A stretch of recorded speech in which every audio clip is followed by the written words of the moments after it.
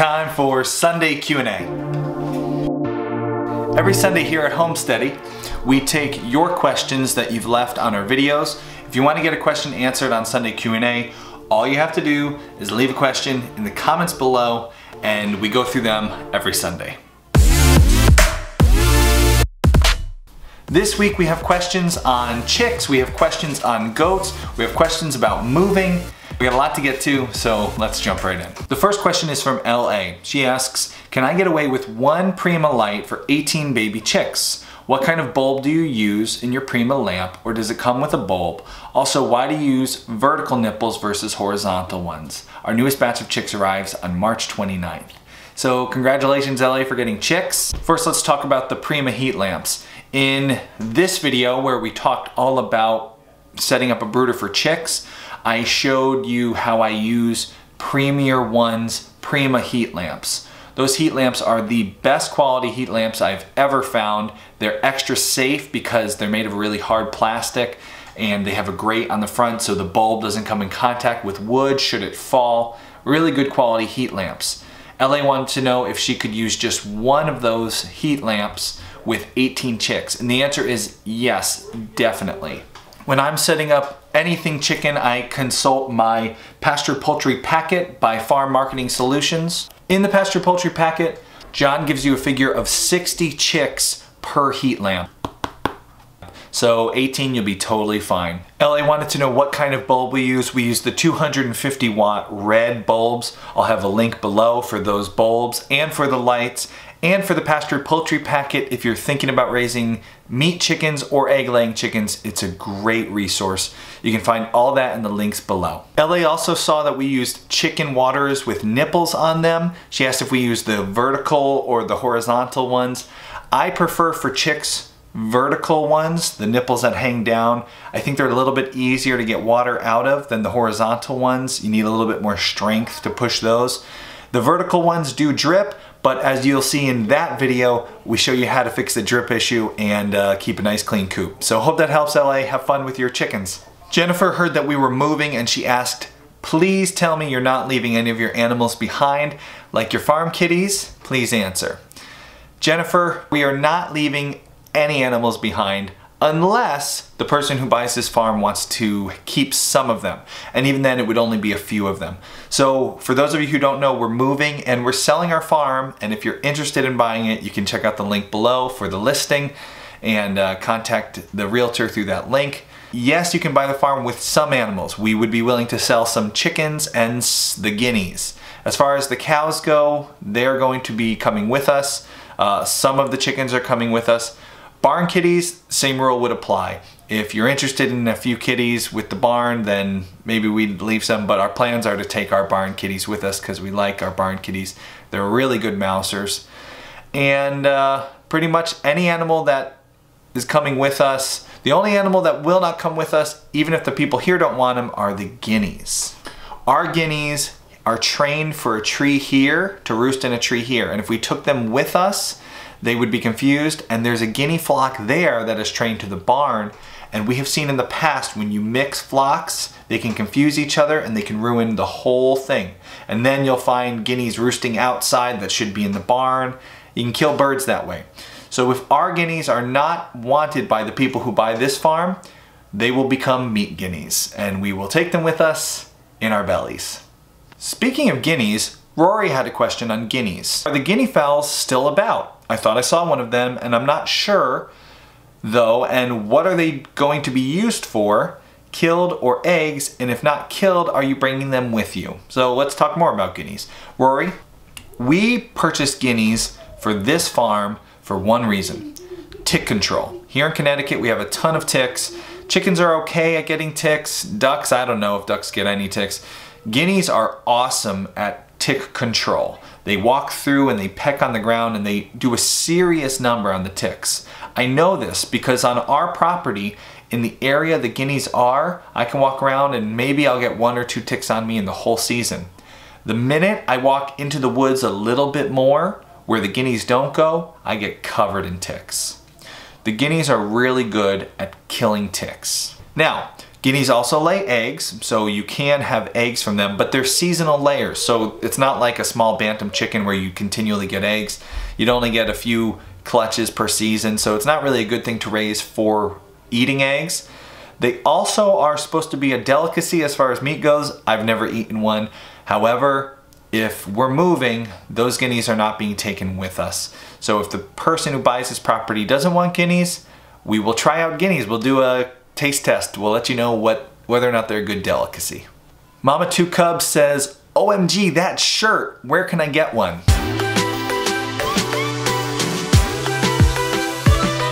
So if you're looking for a Homesteady shirt like this one, or like our brand new goat one, you can check those out right there. That's at the Homesteady store. If you go to our website, thisishomesteady.com, click on shop and then go down to clothing, you can find them there, or just click on the link.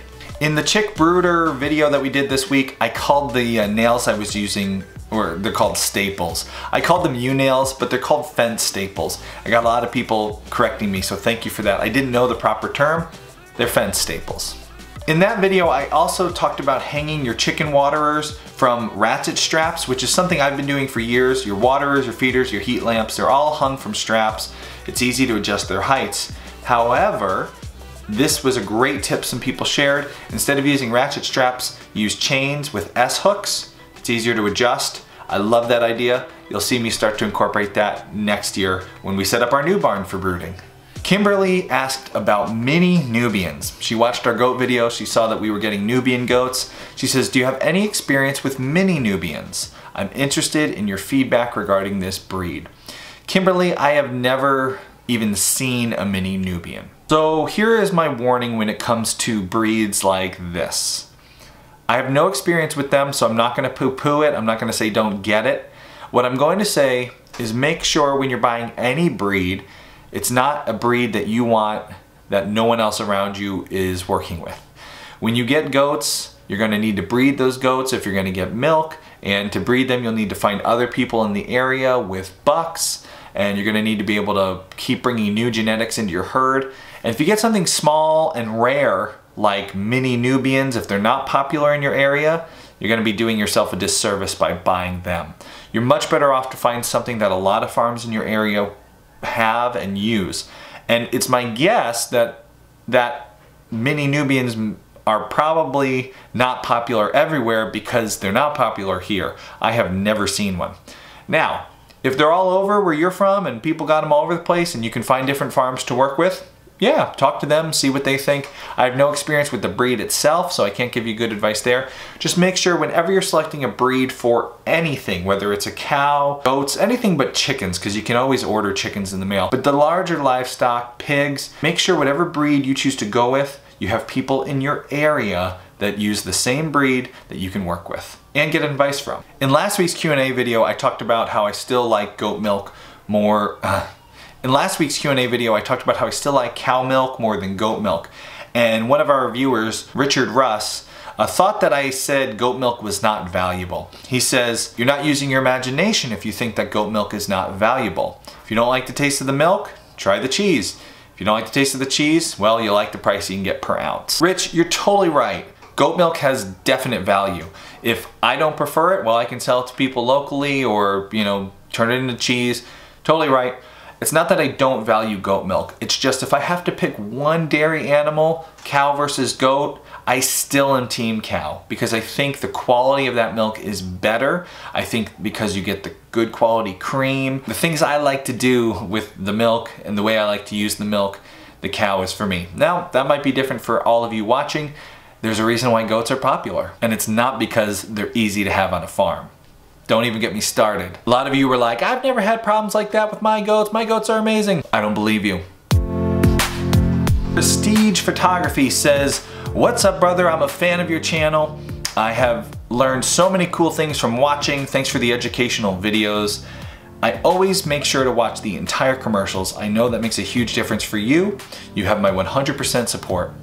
Prestige Photography, thanks man. It's true, when you watch the commercials, we make money off of our videos, and that's why there's commercials on our videos. A lot of other YouTubers in the homesteading genre, I've noticed, have been putting commercials in the middle of their videos. They're shorter commercials, but they go right in the middle and they kind of... what do you think? Comment below. Does that bug you when the commercial shows up in the middle of the video, or is it nice because it's a shorter commercial? Pros and cons, let me know. I've been wondering about maybe bumping our commercial to the middle because I know when you do that they're always shorter. In the beginning commercials are longer, you can skip them. Trying to make this work for both of us. So let me know in the comments below. Do those middle commercials drive you nuts? If they're placed in the right spot, do you not mind them? I want to know what you think. Anyways, thanks for watching the commercials. Prestige photography. It's a big help. Victor asks on one of our goat videos this week, can you cross Alpines and Nubians? In that video where we went and purchased some goats, we went to a farm that had Alpine goats and Nubian goats. They said they like the Alpine goats because they give more quantity milk. They like the Nubians because it's a better quality milk, a higher butter fat. So Victor wants to know, couldn't you just take the Alpines and the Nubians, cross them, breed a Nubian buck to an Alpine doe or vice versa, and then get a goat that gives you great quality and great quantity? The answer is maybe. The whole reason why there are purebred animals is because a purebred animal will breed truer than a cross. So if you take a Nubian and a Alpine and you cross them, you might get something good or you might get something bad, but it's really hard to know. And that's why hybrids are not what you see being used by dairies.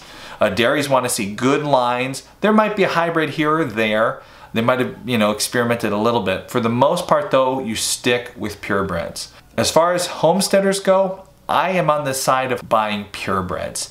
I don't want to breed an animal, wait the months and months you have to wait for that animal to kid, and take that bottle-fed kid and wait months and months and months for it to get old enough to then breed to another buck that I have to go and find and arrange the breeding, and then I finally get that animal bred, and then months and months and months go by again, and then that animal, that doe, finally kids herself, and now she's in milk, and that's when I find out, ooh, this went the other way and I'm not getting much milk at all and it's garbage. Getting a dairy animal to the point of being in milk takes forever. And if you're investing all that time, energy, and effort into an animal that you're not sure what the outcome's gonna be, you're playing, what's like a good gambling pun with goats? Russian roulette, poker, goat, blackjack, buck. Buckjack, black buck. Russian roulette, but like with goats. Goats, Russian. Comment below. Do you have a good gambling goat pun? Because neither of us do. The point is, it's so much time, effort into that. To gamble whether or not you're gonna get something good it's a bad idea. Go with a good line of purebred animals. If you need good quality and good quantity, it's much easier to just mix your milk. If you have a good Alpine line that gives a ton of milk and a good Nubian line that gives great quality, well, you don't have to wonder whether or not 2 years from now this is gonna play out. You know right then and there, this is good stuff, and all you gotta do is take jug of milk A and jug of milk B, pour them together, problem solved. Go with purebreds.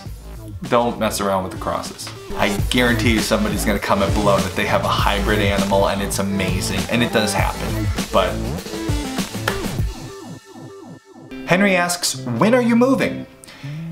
Not quite sure yet, Henry. We are moving, we're shooting for sometime spring, summer. It'll be soon, but it's not gonna be like next month, so. Lots of questions on goat breeds this week, which is because we went goat shopping. Pebble Farm says, I'm looking to get dairy goats for my homestead. I've owned goats in the past, but none for dairy. What breeds are best for dairy besides the Nubian? So Pebble wants to know other options other than Nubian. So we talked about the importance of good purebred lines. Nubians, Alpines, La Manchas, Nigerian dwarfs, Sanins. These are purebred lines that you can count on traits. But here's the thing, purebred breeds, they are just the start. You really cannot depend on just the breed of the animal to tell you what you're going to get. Case in point, every other goat I ever owned. We owned a Sanin goat. If you read in Story's Guide to Goats, They'll tell you that Saanens give tons of milk. It's gallons a day. Some Saanens are known to give 2 gallons a day, which sounds amazing for a homesteader because you're like, 2 gallons of milk? That would be fantastic. From a goat, they can turn garbage into milk. It's amazing. It doesn't work that way. The point is, more important than the breed is the line. There are great La Mancha does who give good quality milk and lots of it. There are great Saanens. There are great Alpines. There are great Nigerian dwarfs. All those goats have high performers. You need to pay much more attention to the line you're purchasing from than just the breed. Find goat breeders, goat farms in your area who have records, who keep good records, who have registered animals. They will absolutely cost you more money. It will be worth every penny, because remember how long it takes to get an animal to milk.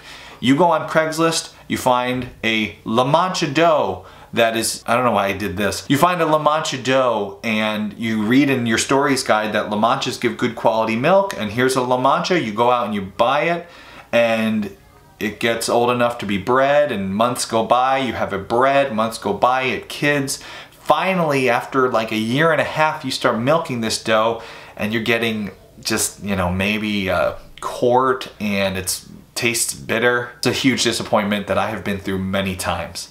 Find a good line, registered animals, fork over the dough for them, and you will be so much happier. We went that route with Ladybug and we have had no regrets. All the goats we bought up until these goats, and a couple others where other things went wrong, but for the most part, up until now, we bought goats the cheap Craigslist way and we were always disappointed. I hope that helps, Pebble Farm. You may have seen in some of our videos, we have a spring that we use as a gate. It's an electric fence gate. And stretch it out, hook it onto the thing, and then release it, and it kind of comes back together. Really handy. Corey wanted to know where we got that spring gate. It's a Gallagher spring gate. Here is there's a link below to it. And if you're looking for anything in our videos that we use, whether it's clothing we wear or equipment on the farm or any of the items or the tools, I usually will put an affiliate link below for the item if it's in the video. But maybe you saw something in an older video and you don't remember which one. I've now added to our description of our videos a link to a page on our website with all the gear that we use. It's links to everything. So if you're looking for something in particular, it's stuff that we use and we love. If we don't use it, we don't love it, it's not on that page unless it's like a newer version of something that we use. So link below, you'll find a link to all the gear we use. Takes you to the website. I hope that helps if you're looking for things. And of course it helps us do this channel when you do all your shopping either through our affiliate links, or before you go to Amazon, all you have to do is type in amsteady.com and that will forward you on to Amazon in a millisecond. Doesn't cost you anything extra, but we get affiliate bonus for sending you there, and it's making this channel possible. So thank you so much. Randy is looking to move to this area and he's looking for a homestead, and he wanted to know if we were interested in selling ours. Yes, Randy, we are selling our homestead. Link below. If you're interested. Hickory Homestead saw in this amazingly cute video where our goats are jumping on this giant rock, which you're gonna see in a lot of videos now. They wondered how we moved that giant rock to that spot in the pasture. Older videos, you can find us using a giant excavator on this farm. My dad has an excavation company, and in the wintertime when he's not using the machines, once in a while I can borrow one, and we had a giant, you know, like 220 Hyundai here that grabbed that rock, and it was even hard to move with that machine, but we got it in place, and I'm so glad we did because the goats are loving it. So that's no magic here, just a giant excavator. A few different people saw that we were feeding the goats milk, and they wanted to know whose milk are we using? How are we feeding the goats? Where's the milk coming from? We are taking Ladybug's milk, and we are now milking her twice a day, so we have enough milk to do this. We're taking excess milk and feeding it to the baby goats. So we're going through like a gallon a day on those little goats, which is a great way to use your milk. If you have a cow, feeding it to animals that have value, it's turning into value, as opposed to like, you can sell your milk, but then you need to go through all of that legal stuff, making sure the milk doesn't make anybody sick. It's so much easier to take your milk and just feed it to an animal that someday will be worth, you know, 500 bucks. These goats we have, they're from really good lines. They are going to be worth a lot of money, and putting milk into growing them big and tall, totally worth it. A few different people asked when they watched the butter throwdown video. That was a really fun video.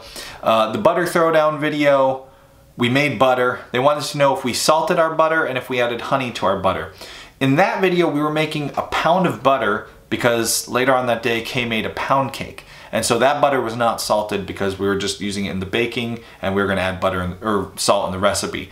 Usually, if we make butter for bread, yes, we salt it, and if we want to be super decadent, you know we add honey.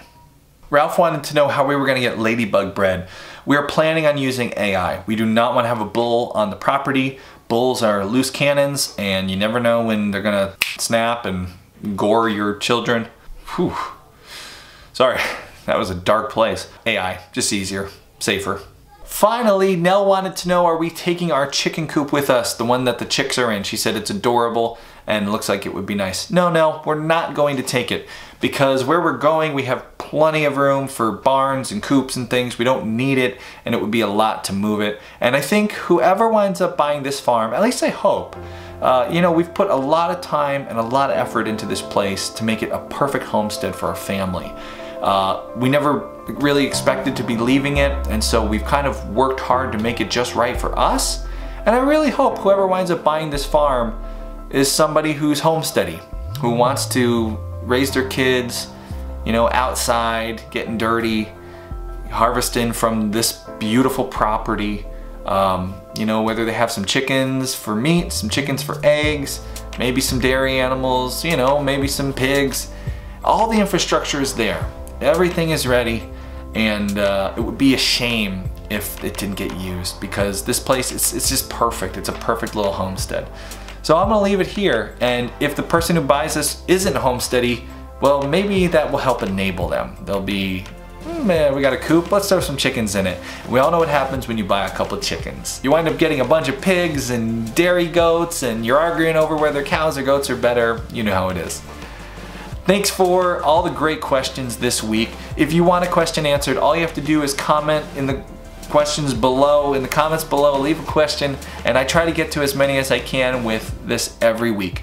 If you love our show and you want to make sure we can still do it, we already mentioned Homesteady. The other way you can support the show is by clicking there or here. You become a pioneer, you gain access to all our bonus content, which we just added a awesome pig masterclass. It's a 1-hour class all about raising pigs, everything I've learned about raising pigs over the past 6 years so that you can feed your family amazing pork. That class is available for download in the Pioneer Library instantly with all our other bonus content. $5 a month gains you access to all that. Thank you so much for your support, and we will see you in tomorrow's video. We're done, it's a wrap.